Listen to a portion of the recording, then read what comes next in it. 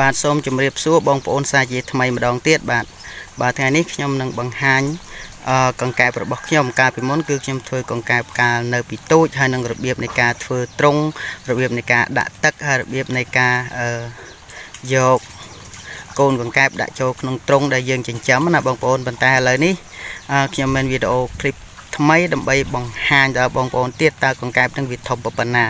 តោះអញ្ចឹងសូមបងប្អូនធ្វើការទស្សនាទាំងអស់គ្នាបាទ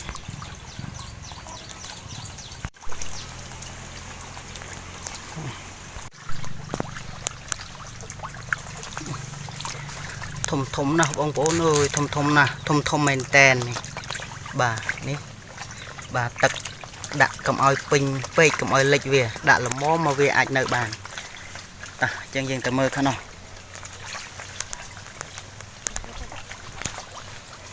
អូនោះនៅឆ្ងាយវានៅឆ្ងាយបងប្អូនច្រើនណាស់ឥឡូវធំហើយធំមែនតែនបាទ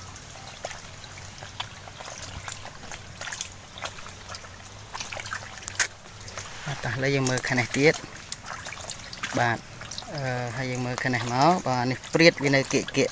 វារយចំណីស៊ីនេះល្អបងប្អូនធំលឿនធំមែនតែនបាទនេះវានៅហាលថ្ងៃកាលវានៅក្នុងទឹកទេទៅពេលវាស៊ីឆ្អែតវាឡើងទៅហាលថ្ងៃហើយបាទបងប្អូននេះគឺកូនកង្កែបទៅតែចិញ្ចឹមបាទហើយនេះយើងទៅតែចិញ្ចឹមថ្មីវាមិនទាន់ធំទេបាទប៉ុន្តែទៀតវានឹងធំប៉ុន្តែគ្នាដែរនេះខាងលើនេះកន្លែងវានៅពួកឯងកែបមិនសូវជាចូលចិត្តនៅកន្លែងទឹកជ្រៅទេបងប្អូនពេលថ្ងៃគឺវាហាលខ្លួនវានៅលើនេះនៅលើគោកឯដែលកន្លែងដែលគ្មានទឹកបាទហើយពេលដែលឃើញសត្វឬក៏មនុស្សម្នាវាចាប់ផ្ដើមលោតចូលទឹកបាទវាត្រាំទឹកហើយទឹកហ្នឹងក៏មិនអោយលិចច្មោះវាពេកដែរបងប្អូនល្មមបាទនេះប្រភេទទូចទេបងប្អូនបាទនេះគឺខ្ញុំដាក់កផ្លោកបាទពេលណាដែលដាច់ចំណីទៅវាស៊ីកផ្លោកស្លឹកខ្ចីហ្នឹងដែរបាទអញ្ចឹងបងប្អូនឃើញវីដេអូនេះសូមជួយ share ផងបាទហើយនេះដែរគឺប្រភេទពួកអាវងធំបងប្អូនចាំបាន2ខែហើយធំហើយបងប្អូនហើយចិត្តបានយកទៅ